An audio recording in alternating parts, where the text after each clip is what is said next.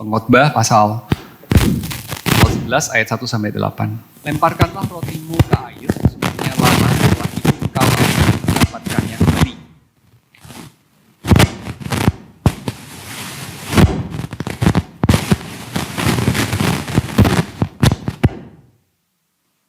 Bila awan-awan syarat dengan air, hujan dicurahkannya ke atas bumi.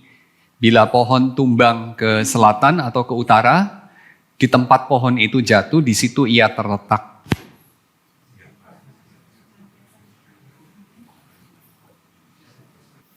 Sebagaimana engkau tidak mengetahui pergerakan angin dan tulang-tulang dalam rahim seorang perempuan yang mengandung, demikian juga engkau tidak mengetahui pekerjaan Allah yang membuat segala sesuatu.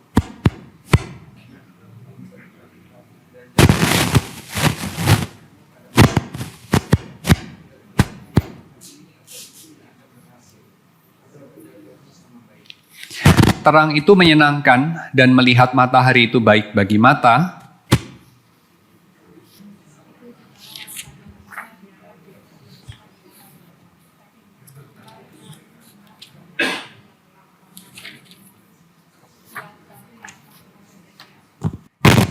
Anak kecil itu adalah orang yang seringkali digambarkan tidak sabar untuk hari esok itu datang. Ya. Mereka adalah orang-orang yang mengatakan, besok kalau saya besar gitu ya. Besok kalau saya besar akan saya begini, saya begitu ya. Anak kecil. Anak kecil itu melihat masa depan itu dengan optimis. Tapi orang yang sudah tua itu seringkali menginginkan waktu itu berhenti saja ya, mungkin ya. Karena mereka melihat masa depan itu ya nggak kemana-mana ya. Masa depannya ya baik mereka itu sehat maupun sakit, baik mereka itu gagal atau mereka berhasil, mereka itu tahu bahwa di masa depan mereka akan mati. Ya. Dan mereka akan dilupakan. Dan kalau waktunya cukup lama, sepertinya antara mereka ada atau tiada, pernah lahir atau tidak pernah lahir, sepertinya sama saja. Jadi masa depan itu hanya menyimpan sesuatu yang buat mereka tidak menyenangkan ya. Dilupakan orang itu kan tidak menyenangkan. Ya. Mati itu kan tidak menyenangkan. Dan yet itu sesuatu yang pasti terjadi. Ya, sesuatu yang pasti terjadi. Jadi kita sama-sama tahulah bahwa orang yang tua seringkali menginginkan masa depan itu tidak datang ya, atau datang dengan lebih lambat. Sementara anak-anak kecil itu menginginkan masa depan datang dengan lebih cepat. Anak kecil itu soalnya ini beberapa teori ya, salah satunya adalah anak-anak kecil itu belum pernah gagal ya. Sedangkan orang-orang yang tua itu seringkali ya sudah pernah mengalami yang namanya gagal ya. Anak-anak kecil itu terbiasa dengan ketidakmampuan ya. Terbiasa dengan mereka tidak bisa mengendalikan. Anak kecil itu kan mengendalikan kandung kemihnya saja nggak mampu ya. Jadi anak kecil kan ngompol ya, betul ya. Jadi mereka itu terbiasa dengan kegagalan, terbiasa dengan tidak mampu, tidak menentu, dengan chaos. Karena bagi anak kecil misalnya saja ya, kata-kata respon dari ayahnya, ibunya itu kan seringkali chaos. Karena dia belum bisa menangkap cara berpikir ayahnya, dia belum bisa menebak mood dari ibunya. Apa yang bikin ibunya itu senang, sedih, membentak, atau mengelus. Buat dia kayak random aja ya. Karena dia anak kecil. Dia belum dewasa, dia belum bisa punya kematangan dalam menilai orang lain. Jadi dia terbiasa dengan hal-hal itu. Dan somehow ada pengharapan bahwa kalau dia sudah lebih besar kelak, dia lebih punya kendali. Karena dia melihat orang dewasa punya kendali. Tapi orang-orang yang sudah dewasa, mereka tahu bahwa saat-saat mereka merasa hidup itu aman terkendali, itu seringkali ya cuma meyakinkan diri saja ya. Seringkali itu kenyataannya tidak seperti itu terasa di dalam. Ya. Tapi di luar barangkali mereka berusaha menunjukkan begitu. Mereka berusaha tetap tenang, mereka berusaha sepertinya tidak bingung, padahal ya sama bingungnya dengan anak kecil. Ya. Tapi mereka berusaha untuk bersikap lebih mantap. Ya. Tapi mereka tahu bahwa dalam banyak hal mereka tidak yakin. Dan mereka tahu bahwa prospek dari hidup manusia itu ya adalah mati dan dilupakan. Ya, dan dalam banyak hal hidup manusia itu kita tidak punya kendali, tidak punya kepastian. Ya. Dan hal yang kedua ya, anak kecil itu lingkungannya juga masih kecil. Jadi anak kecil itu bisa punya banyak alasan untuk berbangga, bisa punya banyak alasan untuk merasa sukses ya, karena dia masih kecil. Dia membandingkan dirinya hanya dengan kakaknya, adiknya, teman-teman main dia yang jumlahnya mungkin cuma 5, 10. Ya. Tapi orang dewasa itu bisa membandingkan dirinya dengan seluruh dunia, khususnya sekarang ini ya, dengan dunia yang saling terhubung. Kita sehebat-hebat apapun kita ya, kita selalu bisa menemukan orang lebih hebat di Instagram. Orang yang lebih hebat di artikel-artikel Wikipedia gitu, ya, atau tentu Google itu bisa menunjukkan kita di mana ada orang-orang yang jauh lebih hebat dari kita. Ya. Dunia ini lebih tinggi, lebih lebar, lebih panjang, lebih luas daripada yang kita ketahui selama ini. Jadi kalau kita merasa hebat, kita tinggal melihat lebih jauh dan kita akan selalu dengan cepat bisa menemukan orang yang lebih hebat. Ya, jadi menurut perbandingan kita itu selalu akan ada chances kalah, ya, ada chances tidak sehebat itu, ya, bukan apa-apa, bukan siapa-siapa. Karena dunia kita besar, dunia anak kecil-kecil, ya, jadi itu sebabnya mungkin orang dewasa itu melihat dunia juga tidak senaif itu, tidak segampang itu. Melihat dunia tidak secerah itu ya sepertinya. Dunia itu diwarnai dengan hal-hal yang membuat dirinya itu merasa gamang, merasa kecil, merasa tidak berarti. Ya. Dan itulah kenyataannya. Ya. Ketika dia mau mengecilkan dunianya, dia berjumpa dengan kenyataan bahwa dirinya tidak bisa ditipu. Ya, jadi kita bisa saja sih, misalnya ya menolak untuk membandingkan diri kita. Ya. Beberapa orang kan begitu ya. Gak usah lah itu lihat-lihat Instagram, gak usah lah cari-cari info mengenai kawan-kawan kamu, gak usah lah datang ke reuni ya. Kenapa? Datang ke reuni nanti menyebabkan kamu jadi tahu ya, wah temanmu itu penghasilannya berapa ya. Temanmu itu sudah jadi pembantu menteri ya, atau temanmu itu menteri sudah jadi pembantu dia, nah misalnya gitu ya. Atau apapun lah, pokoknya kamu melihat teman-temanmu itu sukses, sedangkan kamu sama saja seperti 20 tahun yang lalu. Jadi tidak usahlah membanding-bandingkan diri, tidak usah melihat. Tapi kita itu tahu juga bahwa menolak melihat itu tidak membantu juga, karena kita tahu kalau kita melihat bahwa kita bukan siapa-siapa. Jadi ini alasan yang kedua, mengapa orang dewasa sepertinya itu ya melihat kehidupan tidak seantusias anak kecil. Seperti itu. Tapi saya kira ini bukan undangan untuk kita kemudian menjadi tidak bersyukur. Pengkhotbah tidak mengundang kita begitu.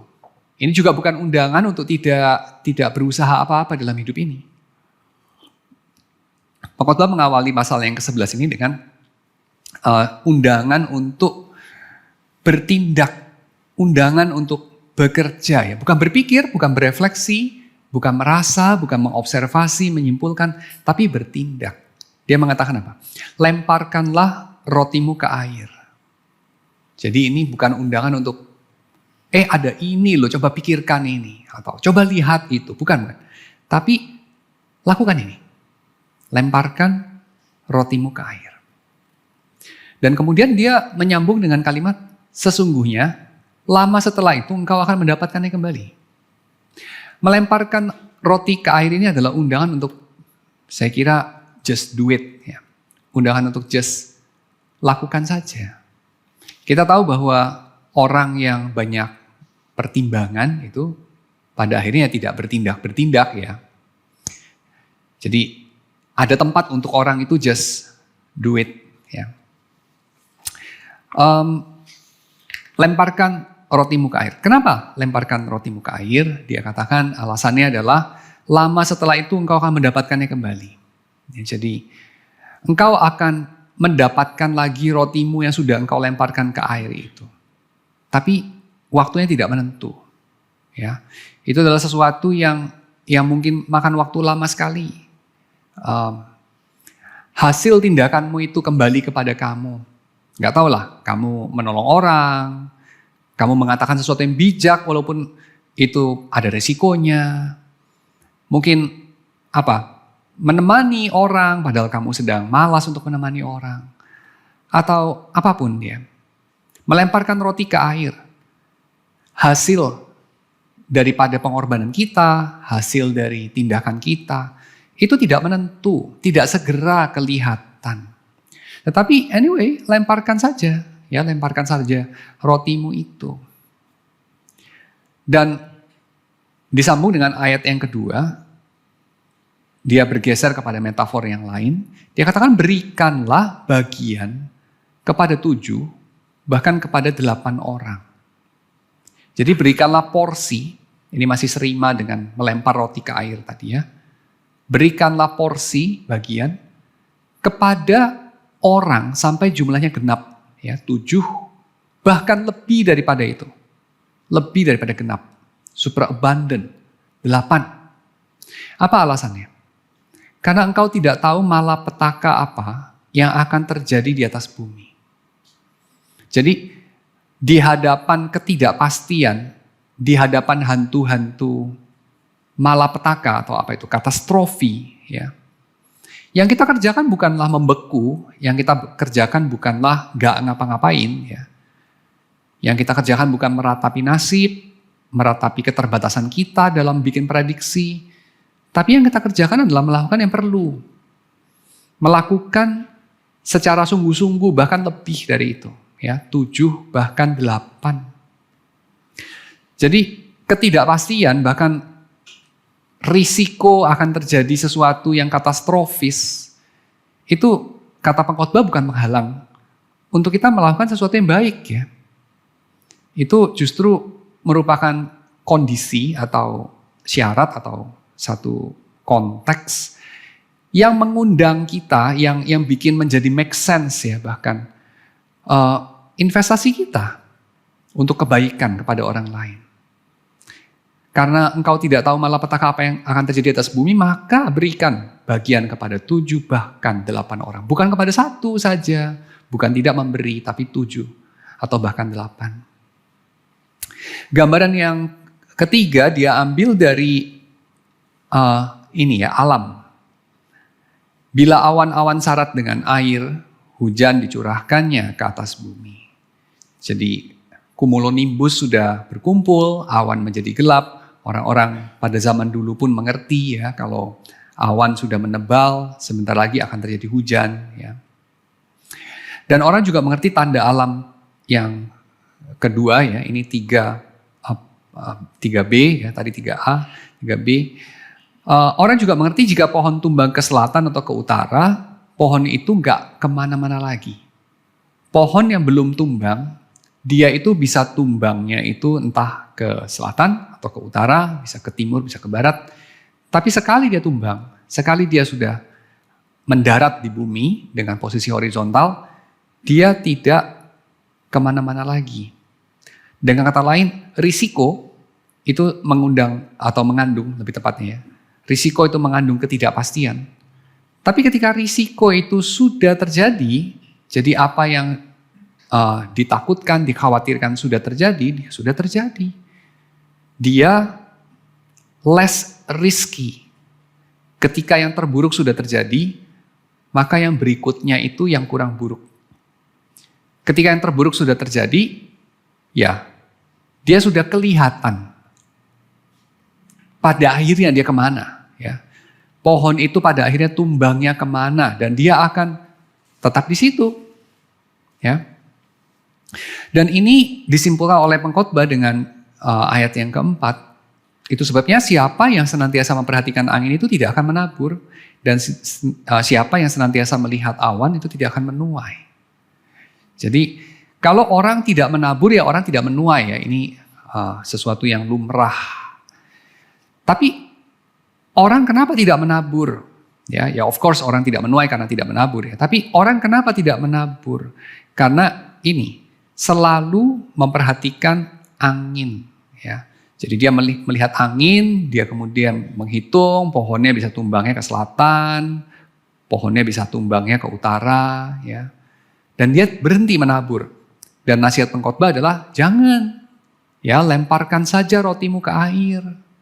Berikanlah bagian kepada 7 atau 8 orang. Karena ketidakpastian itu pada akhirnya akan konvergen kepada kepastian. Dan kalau kamu selalu berkutat dengan ketidakpastian, kamu tidak akan pernah mengambil risiko. Dan kalau kamu tidak pernah mengambil risiko, ya kamu tidak akan berbagian di dalam menuai tindakan yang perlu tapi riskan itu ya. Tindakan yang perlu tetapi riskan itu tidak akan pernah bisa sampai 0 risikonya. Tapi barang siapa selalu memperhatikan risiko itu dan gagal dalam menabur, dia tidak akan menuai juga. Risiko itu berkaitan dengan pengetahuan. Ya, tentu saja kita tahu ini dalam dunia modern ya. Pengetahuan itu mengurangi risiko ya. Kalau orang itu tahu, misalnya apa ya, orang itu tahu kalau kondisi pasar seperti ini, maka probabilitas dari harga-harga akan naik atau turun, naiknya berapa, komoditas apa yang naik, komoditas apa yang harganya stagnan, komoditas apa yang turun, dan seterusnya. Maka kalau orang punya pengetahuan, orang punya informasi, atau orang punya wawasan secara ekonomis, maka mereka akan bisa mengambil keputusan yang lebih tepat. Semua orang tahu itu. Informasi, wawasan, pengetahuan itu mengurangi resiko. Tapi resiko tidak pernah akan menjadi 0 ya. Kenapa resiko tidak akan pernah menjadi 0? Karena pengetahuan kita tidak akan pernah komplit. Selalu ada hal-hal yang kita tidak tahu. Yang kita tidak tahu ini diwakili oleh pergerakan angin dalam paparan pengkhotbah ini. Ya, pergerakan angin. Pergerakan angin itu kan menentukan pohon itu jatuhnya itu ke selatan atau ke utara ya. Dalam ayat yang ke-3 itu ya. Tapi siapa yang dapat mengetahui pergerakan angin? Engkau kan tidak mengetahuinya. Demikian juga dengan tulang-tulang dalam rahim seorang perempuan yang mengandung. Jadi dengan kata lain, posisi bayinya itu kalau zaman dulu ya, cewek atau cowok bahkan, bayinya cacat apa tidak, engkau tidak tahu. Ya, ini tentu wawasan zaman dulu ya, kalau zaman sekarang kan tahu ya. Tulang-tulang dalam rahim perempuan yang mengandung, itu kan sekarang kita tahu lah ya, pakai USG ya, pakai segala macam teknologi. Tapi zaman dulu itu benar-benar gak tahu. Jadi dengan kata lain, ada hal-hal yang engkau tidak akan tahu. Demikian pekerjaan Allah yang membuat segala sesuatu. Ya. Jadi kalau pergerakan angin dan tulang-tulang dalam rahim seorang perempuan saja engkau tidak bisa tahu, apalagi pekerjaan Allah yang membuat segala sesuatu. Pengkhotbah ini mengakui bahwa Allah itu membuat segala sesuatu. Nah ini menarik ya, karena kita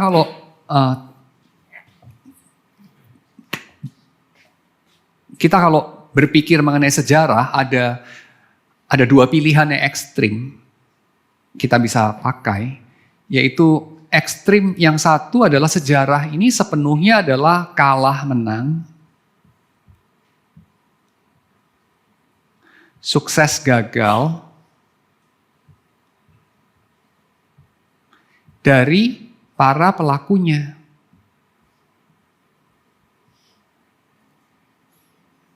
Kalau Syah Iran itu sukses dalam mengelola politis, keamanan, menekan lawan-lawan politis, menggalang simpati dari rakyat, mendapat dukungan dari Barat, dari Amerika, ya Syah Iran itu ya, Muhammad Pahlavi itu, Reza Pahlavi.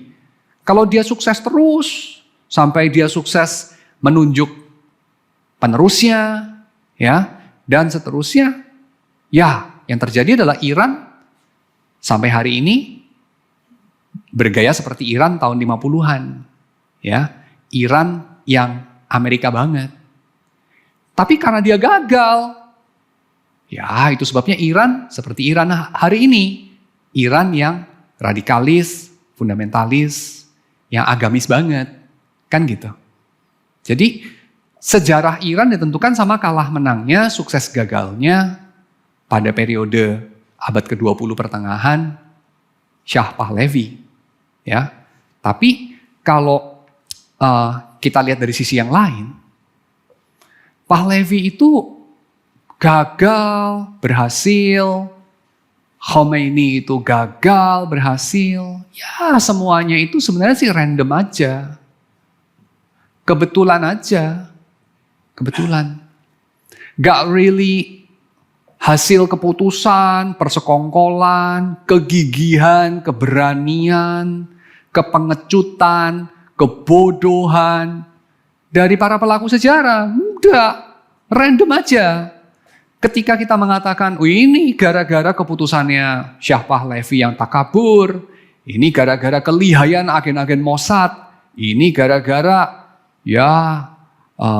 bijaksana dari Ayatollah Khomeini, whatever, ini adalah gara-gara pelin-pelannya rakyat Iran, atau ini gara-gara campur tangan Amerika. Ketika kita bilang itu, kita tuh bilang begitu ketika sudah terjadi begitu. Alias sejarawan itu selalu bikin sejarah setelah peristiwanya terjadi. Setelah peristiwa terjadi, kita comes up dengan sejuta teori yang bikin kita kelihatan dulu itu sudah bilang. Kita itu punya punya foresight. Kita itu punya pandangan yang jauh ke depan. Loh, tapi ngomongnya kan kok baru sekarang? Ya, dulu kenapa ngomongnya samar-samar? Sekarang aja lu ngomongnya kenceng banget, lu ngomongnya galak banget. Yakin banget. Iya udah terjadi. Gampang ngomongnya ketika sudah terjadi. Kan dulu gue udah bilang. Loh, dulu bilangnya juga gak sejelas itu kok. Gitu ya. Jadi ini adalah yang disebut sebagai keunggulan atau advantage dari orang yang ada di sisi sejarah sebelah sini.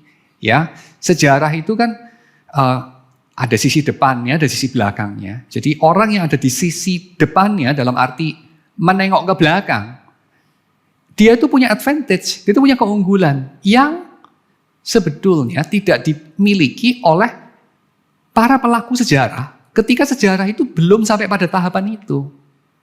Contoh, kita ini karena hidup dalam zaman di mana perang sipil dimenangkan sama pemerintahan federal di Amerika. Kita hidup pada sebuah zaman di mana apartheid itu pada akhirnya tumbang. Ya, pemerintah dari orang-orang kulit putih di Afrika Selatan itu tumbang. Kita hidup dalam sebuah zaman di mana William Wilberforce itu dia punya program abolition dari slavery itu sukses. Kita hidup dalam sebuah zaman di mana Adolf Hitler kalah perang. Maka kita dengan gampang bilang, wah itu orang-orang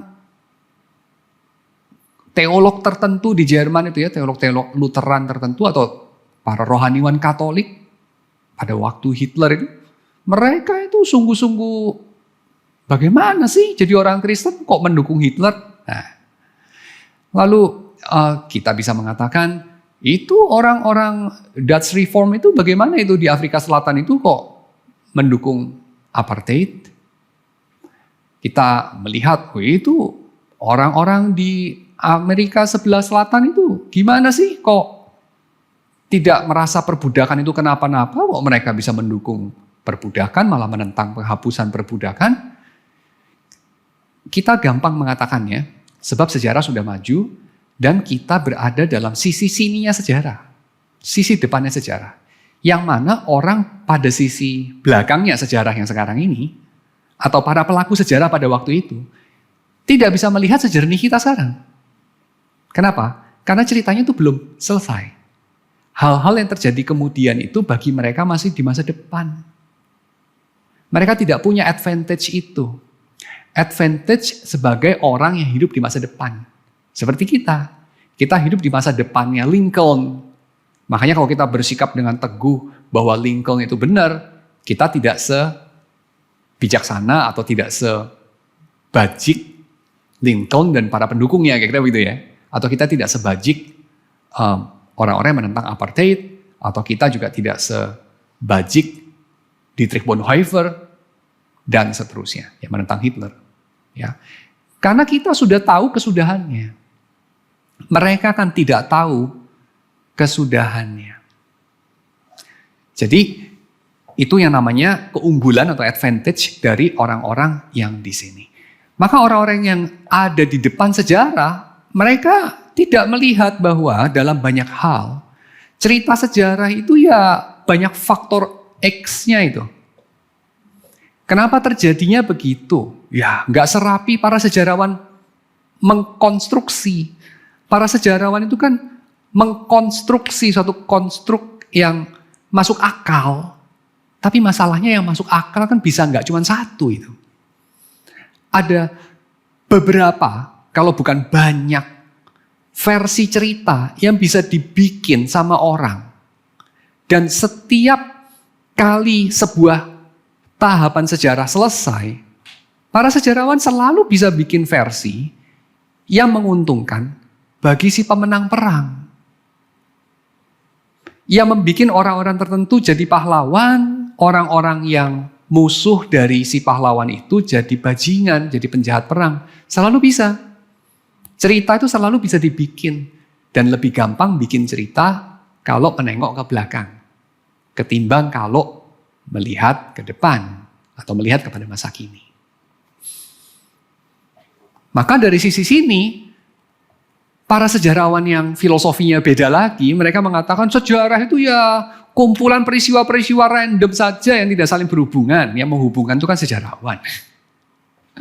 Jadi sejarawan di sini berfungsi sebagai mereka yang mendeskripsikan peristiwa apa adanya. Tugas sejarawan adalah seakurat mungkin mendeskripsikan peristiwa. Seolah-olah peristiwa itu memang sudah tersusun. Peristiwa itu ya tinggal dibaca. Tapi dari sisi sini, mereka mengatakan tugas sejarawan itu mengkonstruksi cerita yang tadinya tidak ada. Merangkai peristiwa-peristiwa itu menjadi satu kisah, satu cerita yang tadinya tidak ada. Ya, itu ada setelah peristiwanya. Jadi peristiwa-peristiwa itu ya random saja. Jangan tanya apa maknanya. Soalnya maknanya itu dikarang sama sejarawan setelah peristiwanya. Ya, untuk membuat satu pihak jadi pahlawan, biasanya itu pihak yang membayari, yang mensponsori si sejarawan. Dan pihak lain jadi bajingan, biasanya itu musuh dari si pahlawan tadi. Ya. Tapi apakah kita perlu terjebak dalam dua ekstrem ini saja ya? Ekstrem ini menjadikan manusia-manusia pelaku sejarah itu sebagai dewa, sebagai pahlawan. Ini adalah perspektif the age of men atau the age of heroes. Tapi yang di sini ya, apa ini ya? Ini post humanism ya, atau post modern gitu. Perspektif postmodern. Nah, apakah kita perlu terjebak di dalam dua perspektif ini? Ya, untungnya tidak ya. Karena kalau kita orang Kristen, kita mengatakan peristiwa-peristiwa itu ya tentu bukan hasil keberhasilan atau kekalahan dari para pelaku sejarahnya saja. Tentu ada faktor ini, tapi bukan hanya ini saja. Dan kedua, tentu juga bukan sesuatu yang terjadi random atau by chance. Tapi segala peristiwa, apapun itu, terjadi atau datangnya, lebih tepatnya, datangnya. Ini pengakuan iman kita, datangnya itu dari tangan Tuhan. tangan Tuhan yang tidak kelihatan itu ya, katanya Adam Smith, ya invisible hand. Dia nggak ngomong itu Tuhan sih, tapi invisible hand. Of course, hand of providence, ya, providence. Itu pengertian orang-orang era kekristenan ya, abad 16 sampai abad 20 itu. Mereka menyebutnya providence itu. Providence itu ya pasti yang dimaksud Tuhan itu. Invisible hand itu yang memberikan kepada kita, yang melaluinya itu. Kita menerima, kalau pakai bahasanya Katekisme Heidelberg gitu ya. Kita menerima kekeringan dan hujan. Kita menerima sakit dan sehat. Kita menerima kelimpahan dan kekurangan. Kita menerima tunas-tunas dan buah, ya, dan seterusnya. Kita menerima semua itu dari tangan Tuhan. Bukan datangnya secara random. Nah itu, ya, itu Zacharias Ursinus. Tapi datangnya dari tangan Tuhan itu kan satu hal, yaitu apa? Sumbernya dari Tuhan. Yang pengkhotbah ingin katakan adalah, dia tidak menyangkali memang sumbernya dari Tuhan, artinya bukan random. Dia juga bukan mengatakan itu adalah dari hebatnya atau jahatnya atau bodohnya atau pandainya manusia, bukan. Dia bilang itu dari Tuhan, tapi dia nggak bilang maksudnya apa. Itu poinnya. Pengkhotbah itu mau menekankan itu, lu tuh nggak tahu maksudnya Tuhan. Tapi itu dari Tuhan. Orang postmodern bilang, jangankan dari manusia. Ya, jangankan dari Tuhan, dari manusia saja tidak. Kalau orang modern, sudah pasti dari manusia saja, jangan bilang dari Tuhan. Tapi pengkhotbah bilang, itu dari Tuhan. Loh, tapi terus bedanya apa dengan orang-orang yang menghibur Ayub, kira-kira gitu ya. Bedanya adalah orang-orang yang menghibur Ayub mengatakan Tuhan pasti melakukan ini karena begini. Jadi dia mengatakan itu dari Tuhan dan dia mengklaim bahwa dia tahu persis Tuhan maunya apa. Bahwa Tuhan itu kenapa melakukan ini, kenapa melakukan itu. Tapi pengkhotbah mengatakan kita tuh tidak tahu. Banyak hal dalam hidup ini kita tidak tahu. Ya. Setelah kita melempar roti kita ke air, kita tidak tahu kapan roti itu akan kembali. Setelah kita memberikan bagian kepada 7, 8 orang, ya, kita tidak tahu malapetaka apa akan terjadi di atas bumi. Ya, memang kita tahu kalau awan-awan syarat dengan air, hujan akan dicurahkan. Tapi kita tidak tahu pohonnya akan tumbang ke selatan atau ke utara. Kalau kita coba menebaknya, kita tidak akan menabur. Dan kalau kita tidak menabur, kita tidak akan menuai. Dan pada kenyataannya kita memang tidak tahu pergerakan angin. Sekarang sih bisa bikin modelnya ya, pakai chaos theory dan segala macam ya. Bikin model apa itu, cuaca ya, lalu kita bisa tebak ya. Oh, cukup akurat. Tapi zaman dulu kan nggak ada itu. Jadi mereka bilang, ya kita tidak tahu. Sekarang pun kita tidak tahu lah ya. Kita tidak bisa mengatakan model cuaca kita 100% kan, tidak bisa ya. Tapi buat orang zaman dulu ini tentu lebih berbunyi ya. Karena mereka benar-benar tidak tahu itu arah angin ya. Gak bisa menebak itu. Demikian juga dengan pergerakan tulang-tulang bayi dalam rahim seorang perempuan ya. Demikian engkau tidak mengetahui pekerjaan Allah. Nah ini penting. Engkau tahu itu dari tangan Allah, tapi engkau tidak mengetahui pekerjaan Allah yang membuat segala sesuatu. Jadi segala sesuatu itu ya bukan sekedar ulah manusia, bukan juga tidak ada artinya. Itu semua adalah pekerjaan Allah. Menarik ya, ini kita bisa bandingkan dengan Mazmur ya. Kalau saya coba bandingkan dengan Mazmur 104 ya, ini bagian yang terkenal. Ketika kita melihat ayat yang pertama ya sampai dengan ayat yang ke-22, itu kan seolah-olah dikatakan oleh pemazmur mengenai pekerjaan Tuhan di dalam penciptaan ya. Pekerjaan Tuhan di dalam alam.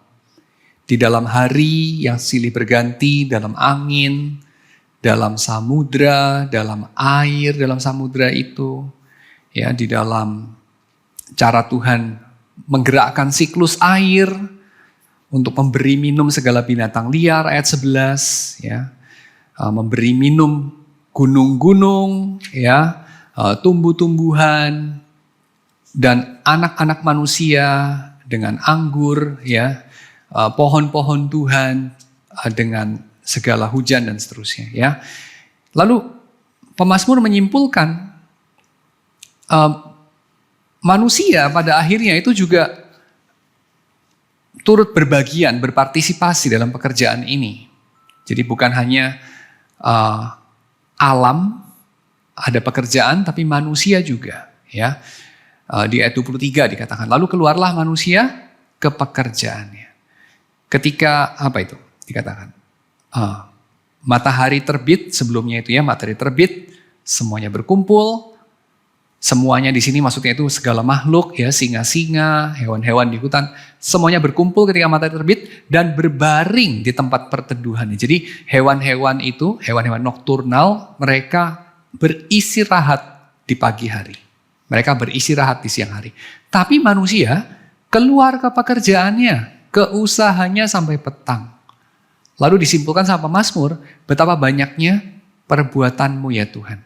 Segalanya kau jadikan dengan hikmat, bumi penuh dengan ciptaanmu. Dengan kata lain, pemazmur ini tidak membedakan antara pekerjaan manusia yang bukan pekerjaan Tuhan dengan pekerjaan Tuhan yang bukan pekerjaan manusia. Dia tidak membedakan ini loh domain dari alam, ini loh domain dari manusia, ini loh domain dari Tuhan. Seperti mungkin sebagian kita kadang-kadang punya asumsi bahwa kalau manusia terlalu banyak bekerja, Tuhan tidak bekerja. Kalau mau kita melihat pekerjaan Tuhan, kita harus melihat pada tempat-tempat di mana manusia nggak bisa bekerja. Kalau kita mau melihat alam yang sebenar-benarnya, baiklah kita tidak mengerjakan bagian itu, biarlah alam yang mengerjakan. Kalau itu alam yang mengerjakan, berarti bukan Tuhan. Kita bagi-bagi domain pekerjaan. Tapi kalau kita lihat di sini, pemazmur tidak membagi-bagi seperti itu ya. Pemazmur mengatakan siklus air, dia tidak mengatakan itu adalah pekerjaan alam yang nggak ada Tuhannya. Dia juga bukan bilang itu terpisah dari pekerjaan manusia. Dia tidak mengatakan itu adalah ya air, itu pekerjaan dari alam, siklus air, just nature. Tidak. Tapi dia mengatakan siklus air, bahwa singa-singa bisa makan, rantai makanan, dan pekerjaan anak-anak manusia, itu semua adalah perbuatan Tuhan. Itu semua adalah penciptaan Tuhan. Segalanya kau jadikan dengan hikmat, bumi penuh dengan ciptaanmu. Kita seringkali mengatakan yang disebut ciptaan itu kita pikir hanya ada di awal saja. Jadi Tuhan mencipta itu artinya Tuhan mengadakan. Tapi Tuhan mencipta itu artinya bukan hanya Tuhan mengadakan. Bukan hanya Tuhan mengadakan dari tidak ada jadi ada. Tapi Tuhan memelihara juga, Tuhan menyelenggarakan. Itu juga Tuhan menciptakan. Itu juga Tuhan menjadikan. Tuhan tuh menjadikan hari ini.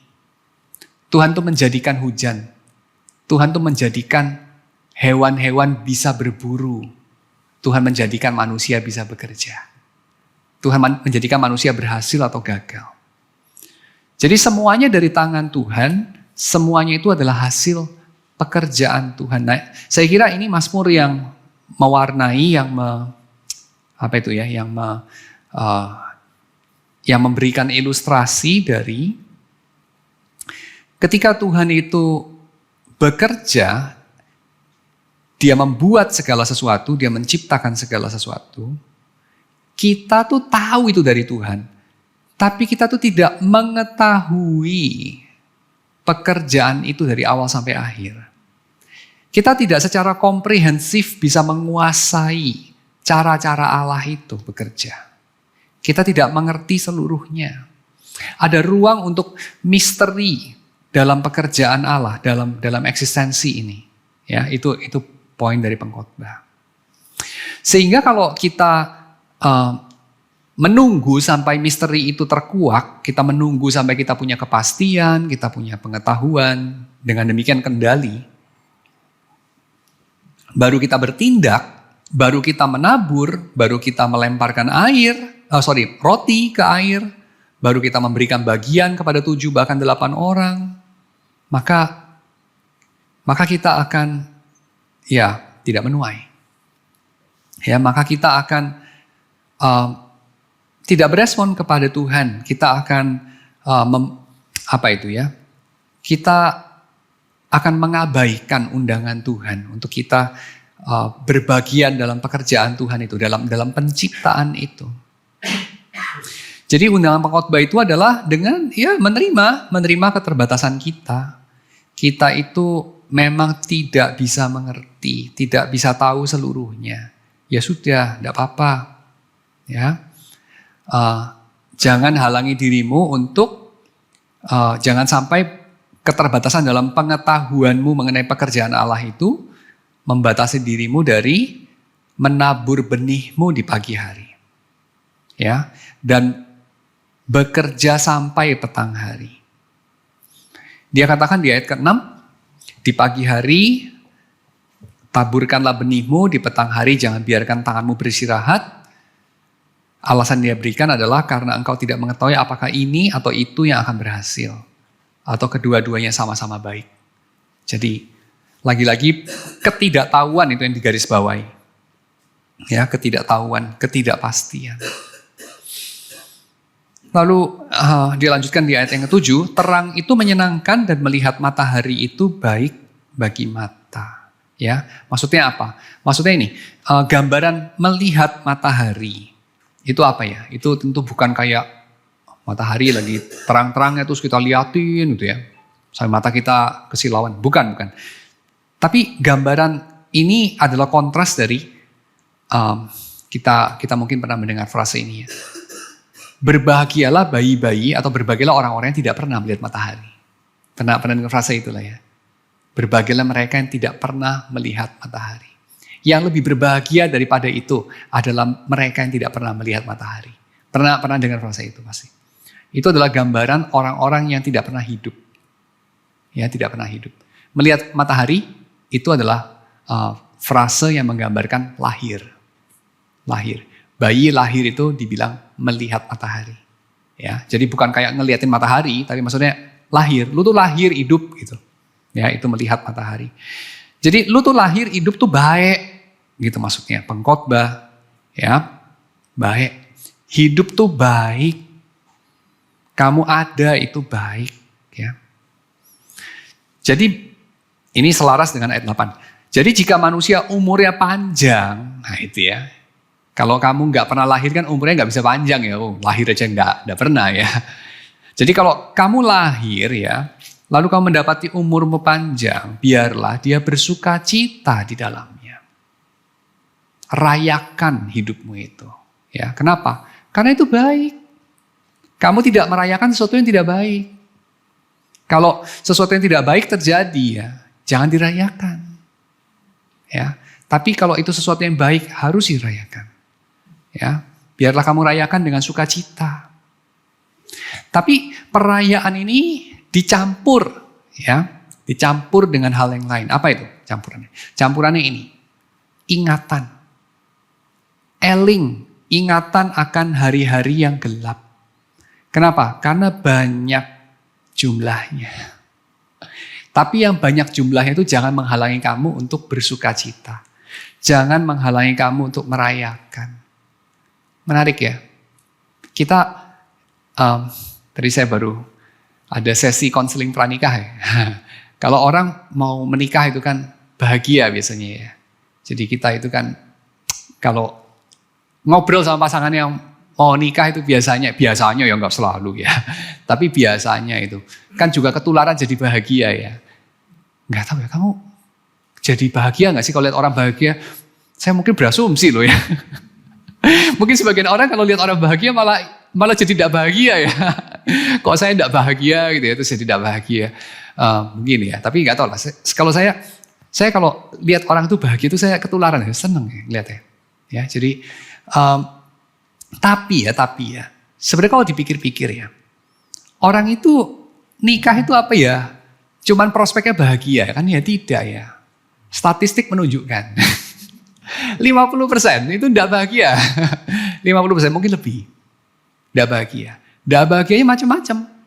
Tidak cocok, berantem terus. Yang satu sudah cocok-cocok, ya yang satu suka sekali sama yang satu tidak suka ya. Atau yang satu cuman sudah kadung ya, sudah terlanjur ya.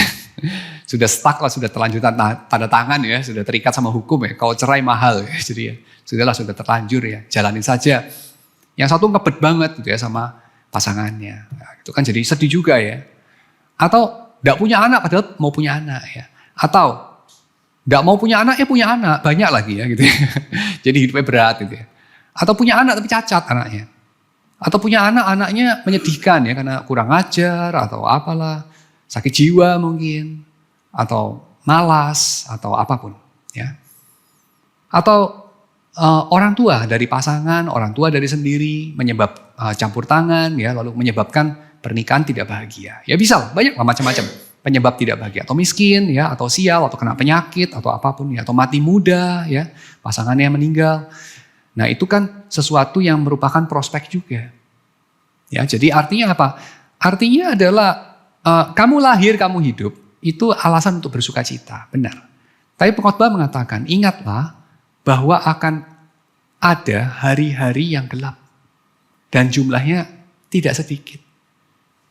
Jadi ini sesuatu yang kalau kita ingat-ingat, kita ngobrolin ini dalam hari-hari persiapan orang itu menikah atau pada saat orang itu menikah, kira-kira apa efeknya ya? Apa efeknya? Bikin pesta gitu ya, kayaknya kan happy ya bikin pesta ya. Kita barbekyuan yuk, wah yuk barbekyuan. Terus ada yang ngomong, waduh nanti cuci-cucinya gimana ini gitu ya. Kira-kira apa efeknya? Nikah yuk, wah ayo nikah ya, kapan nikah ya, cepetan nikah yuk. Nanti kamu mati, nanti kita punya anak-anaknya cacat. Nanti sudah nikah, aku bangkrut, terus kamu pergi. Wah, memikirkan hari-hari yang gelap, yang jumlahnya banyak. Pada saat merayakan dengan sukacita hari-hari yang baik. Apa efeknya?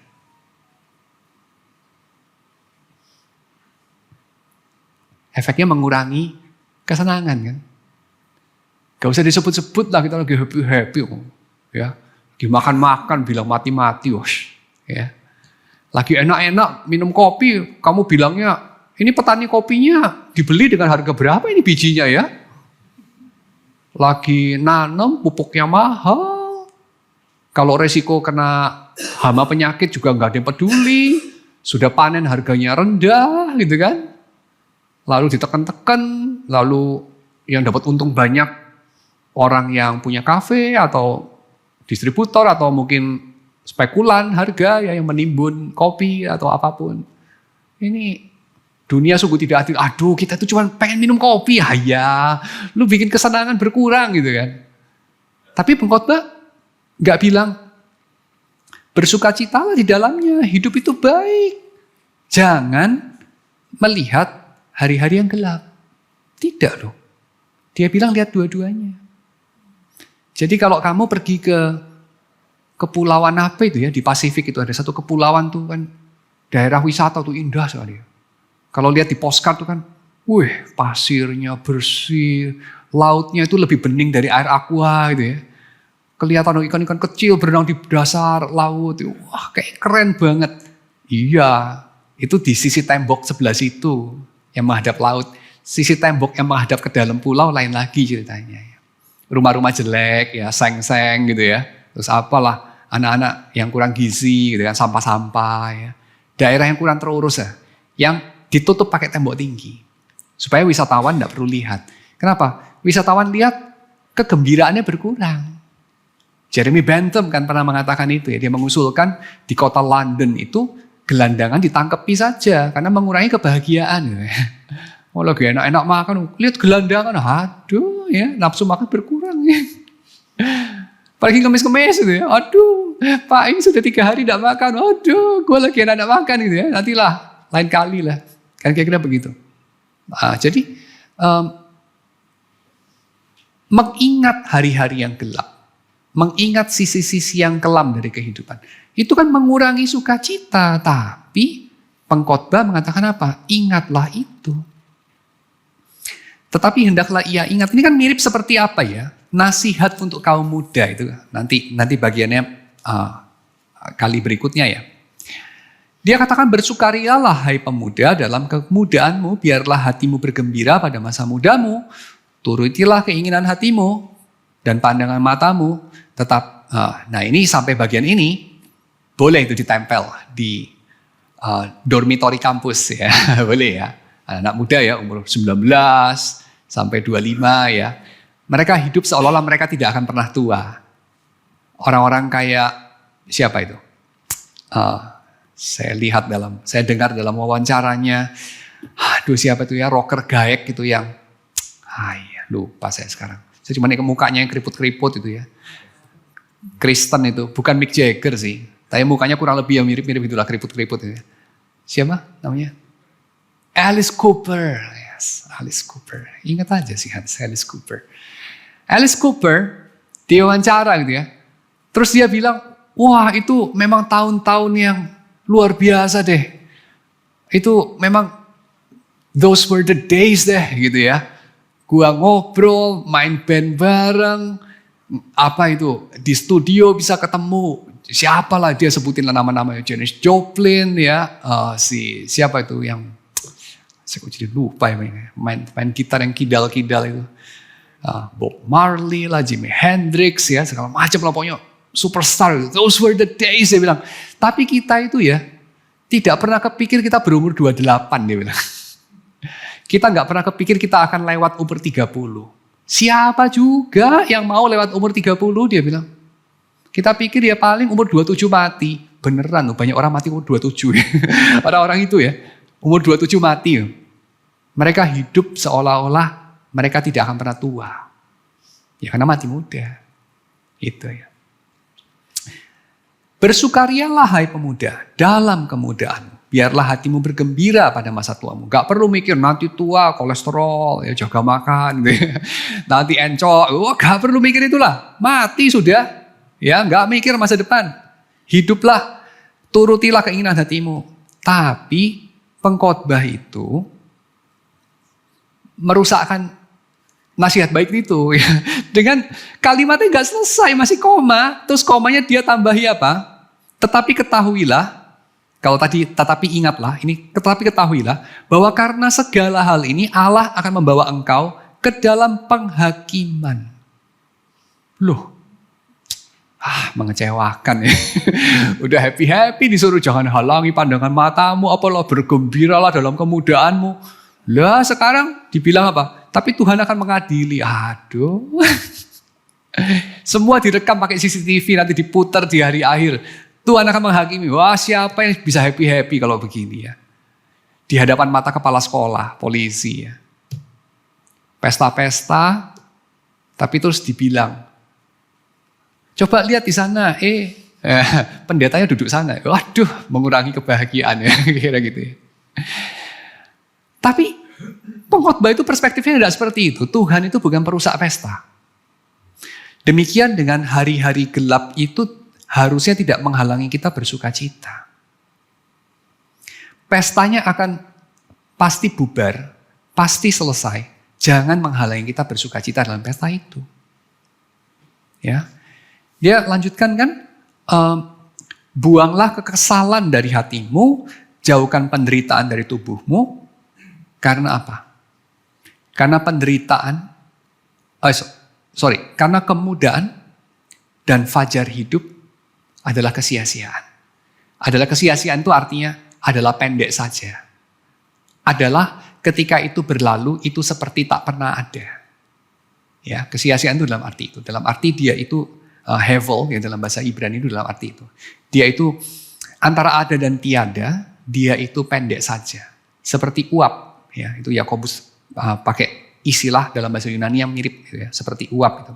Tapi pakai bahasa Yunani. So, bagaimana kita memahami ini? Mengingat hari-hari gelap, tapi sembari bersukacita. Jawabannya adalah ya, dengan hidup secara realistis. Hidup yang realistis itu bagaimana? Hidup yang realistis itu adalah begini, kita itu tidak mengetahui kita itu ada di sini sampai kapan.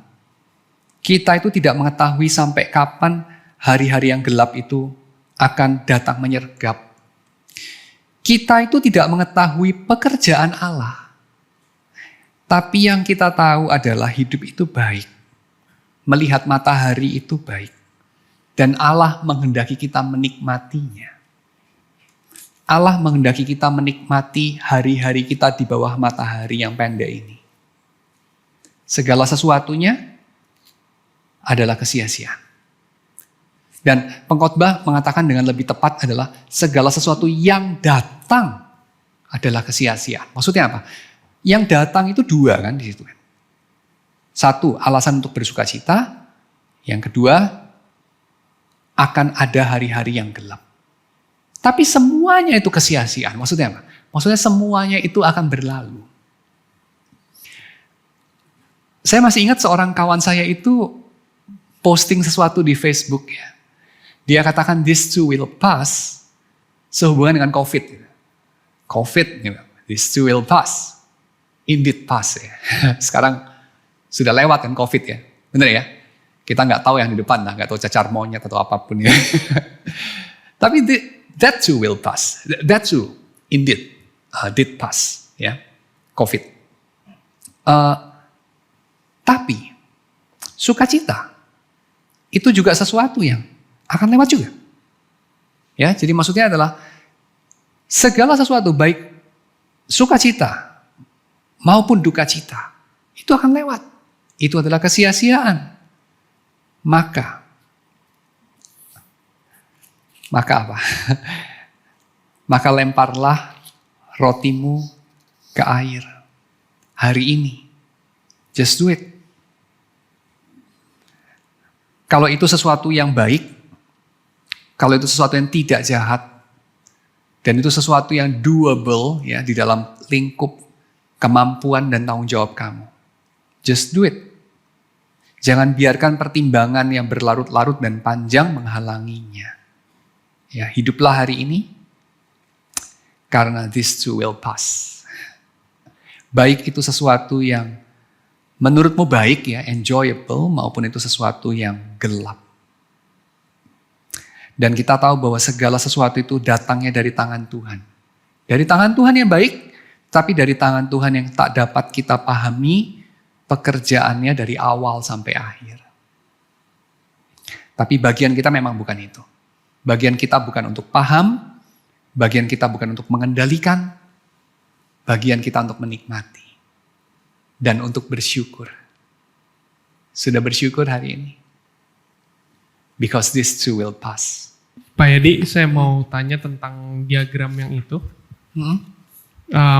Pak Yadi kan bilang menurut pengkhotbah, segala yang terjadi dari Tuhan, tapi kita tidak tahu maksud Tuhan. Lalu saya pengen angkat studi kasus. Peluru yang menyerempet telinga Trump dan kemudian mematikan orang yang di belakangnya itu. Nah, kalau dari sisi Injil Amerika kan bilang Tuhan telah menyelamatkan Trump.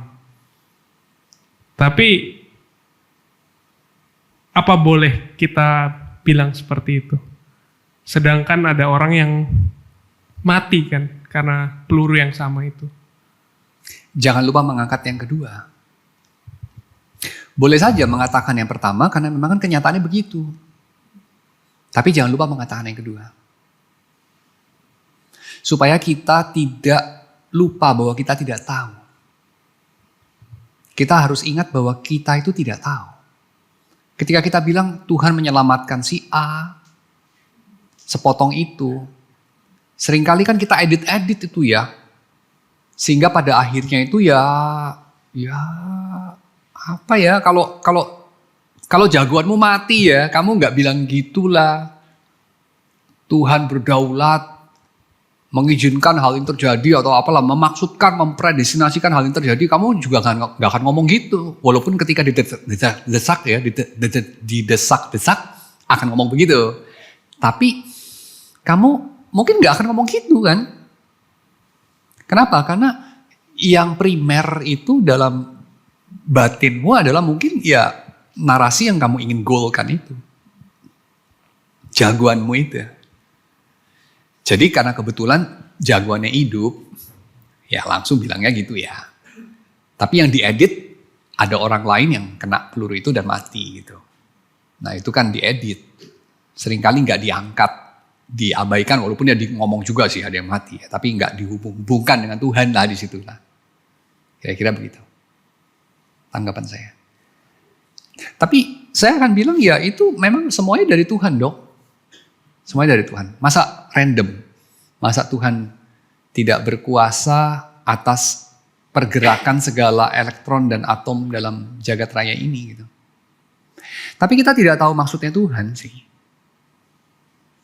Mungkin itu ya. Jadi kalau menurut saya sejauh ini, saya nggak tahu diri saya 10 tahun dari sekarang akan mikir apa ya. Tapi diri saya sejauh ini saya akan mengatakan buat pengkhotbah itu dia percaya segala sesuatunya itu dari Tuhan. Cuman maksudnya apa itu manusia nggak ngerti. Setidaknya sekarang nggak ngerti. Gitu. Dan saya kira itu memerdekakan sih. Bahwa penulis Alkitab itu merayakan ketidakmengertian, ya, merayakan skeptisitas. Gitu. Saya tak paham. Kita tak paham. Dan jangan sok paham. Ya itu ada bagiannya dalam Alkitab. Dan itu memerdekakan. Memerdekakan kita untuk merayakan hari ini. Bersyukur akan apa yang baik. Dengan mengingat bahwa ada hal-hal yang gelap. Pak, kalau misalnya kita lagi ditimpa penyakit. Terus abis itu kita lagi bingung itu kita benar. Ya. Kita harus kayak mempertahankan, maksudnya kayak pengobatan yang boleh dibilang agresif gitu untuk mempertahankan hidup, atau misalnya contoh boleh kayak baru kena penyakit ini maksudnya kayak oh udah nyerah deh gitu maksudnya kayaknya soalnya karena berpikir this too shall pass gitu. Jadi contohnya misalnya kan kanker kan agak sulit ya, maksudnya kita tahu kayak ada buruknya. Kalau misalnya, maksudnya ya itu tetap akan buruk gitu, walaupun ada positifnya gitu. Jadi pertanyaannya kita sebagai orang Kristen, apakah misalnya boleh langsung menyerah? Maksudnya sampai mana gitu kita misalnya berjuang untuk kehidupan yang katanya baik itu. Yang kan hidup adalah baik. Sampai titik mana kita misalnya kadang-kadang kan kita bisa langsung menyerah ya Pak dengan serentet regimen yang kayak kemoterapi seperti itu. Sampai kapan kita maksudnya berjuang gitu, yang kita tahu sebenarnya this too shall pass.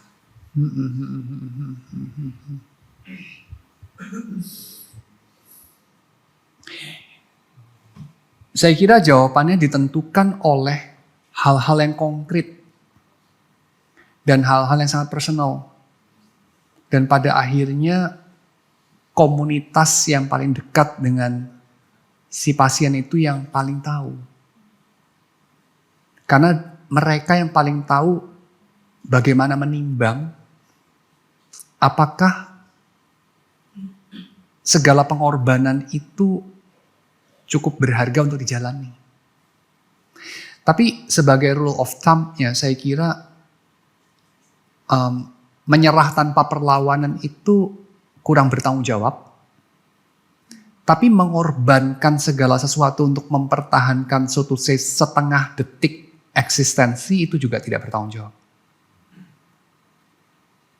Jadi kayak mungkin gambarannya apa ya? Mengorbankan nyawa dari satu bayi untuk mempertahankan, memanjangkan umur seorang nenek berusia 80 selama 1 jam itu tidak bertanggung jawab juga. So to say begitu.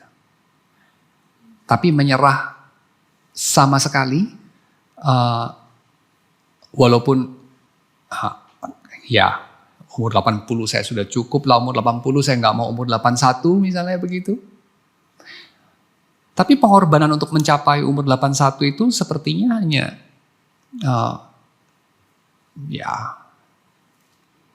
nggak tahu, ongkosnya nggak begitu mahal misalnya, ongkos secara waktu, secara sosial, secara kesehatan, whatever yang lain ya, itu nggak secetar itu gitu ya, tapi bisa menambah 1 tahun, lalu kemudian dia mengatakan, cuma 1 tahun juga, akhirnya mati juga ya. Saya kira itu sikap tidak menghargai hidup sih, karena banyak hal bisa dilakukan dalam setahun.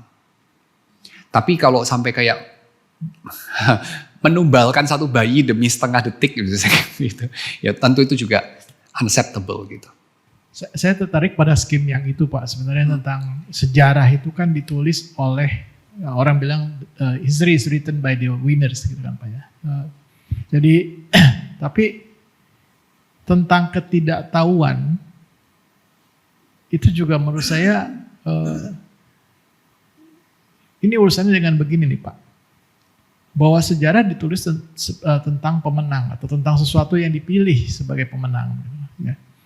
Alkitab itu kan juga ditulis dengan cara yang sama ya Pak. Dipilih-pilih, mana yang out, ya you out, this is in. Ya. Itu level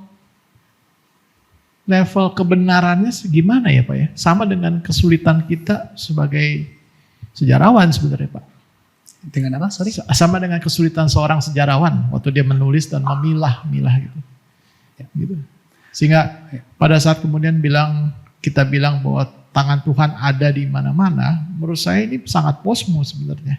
Karena everything goes, everything counts, everything is okay gitu. Everything has to be inside gitu Pak. Seolah-olah gitu Pak.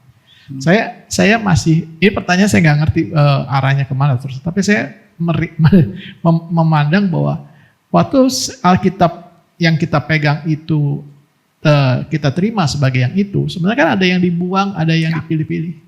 Itu gimana ya meletakkannya dalam konteks yang seperti ini Pak? Ya. Masih Pak. Thank you. Jadi ini dalam beberapa lapisan ya, lapisan kanon, ada buku yang diterima, ada buku yang tidak dipakai di situ dalam kanon. Dan yang kedua ketika bikin buku, suppose Lukas bikin buku, ada bagian-bagian yang nggak dicatat sama Lukas, ada bagian-bagian yang catat, ada yang diurutkan begini, nanti Markus ngurutinnya lain lagi dan seterusnya. Itu semua ada tujuannya gitu. Karena Lukas juga sejarawan gitu ya, dan juga penulis kitab nabi-nabi dan segala macam itu sejarawan. Mereka exclude sesuatu, include sesuatu untuk menghadirkan potret tertentu tentang Daud, tentang Yesus, tentang Yohanes dan seterusnya gitu kan. Ya. Jadi pertanyaannya adalah bedanya terus di mana gitu ya. Kalau di dalam sejarawan yang dibayar, kayak sejarawan yang melayani penguasa gitu ya, let's say nggak tahu siapa, Josephus gitu ya, melayani Roma gitu kan, Josephus ya, sejarawan Yahudi yang melayani Roma, karena dia percaya Yahweh itu sekarang memihak kepada Roma, selain daripada ya dia juga lihat angin juga lah ya, Yahudi nggak bisa menang gitu, Roma yang menang, jadi dia melayani Roma. Maka waktu dia bikin sejarah Yahudi, Lukas bikin, apakah sama dengan Lukas bikin sejarah gereja, kan begitu pertanyaannya ya. Bedanya di mana? Sejauh mana itu kita bisa bilang ini benar gitu ya. Kalau Josephus kita bilang, ya mungkin kalaupun itu 80% propaganda ya nggak apa-apa lah Josephus yang bikin. Ya. Tapi kalau kita bilang, Lukas itu bikin propaganda juga, cuma buat gereja. Kayaknya kok kita nggak sejahtera gitu ya. Kita bilang kayak, loh ya Lukas ya kebenaran lah gitu ya, suka nggak suka, merugikan tidak merugikan gereja. Kan Lukas tulis itu. Nah kira-kira saya akan bilang somewhere in between lah sebetulnya. Yaitu apa? Yaitu kuasa itu bukan tidak ada tempatnya di dalam sejarah gereja, sejarah kerajaan Allah. Ada tempatnya kuasa itu. Tapi dia bukan tempatnya itu sampai di atas kebenaran. Tapi ada tempatnya. Nah jadi artinya apa? Artinya begini, kalau sampai membengkokkan hitam jadi putih, putih jadi hitam itu enggak.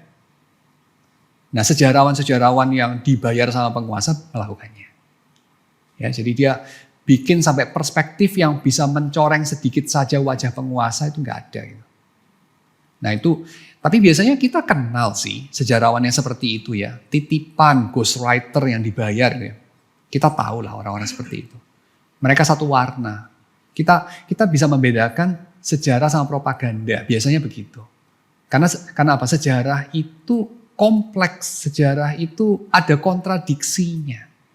Sama dengan kesaksian lah ya. Kesaksian kalau semuanya linier, nggak ada kontradiksi, harusnya detektif yang berpengalaman tahu itu ngarang. Sudah diedit itu. Kesaksian kok nggak ada kontradiksi. Kesaksian ya harus ada kontradiksinya lah. Salah ingatnya kecampur-campur apa itu baru natural.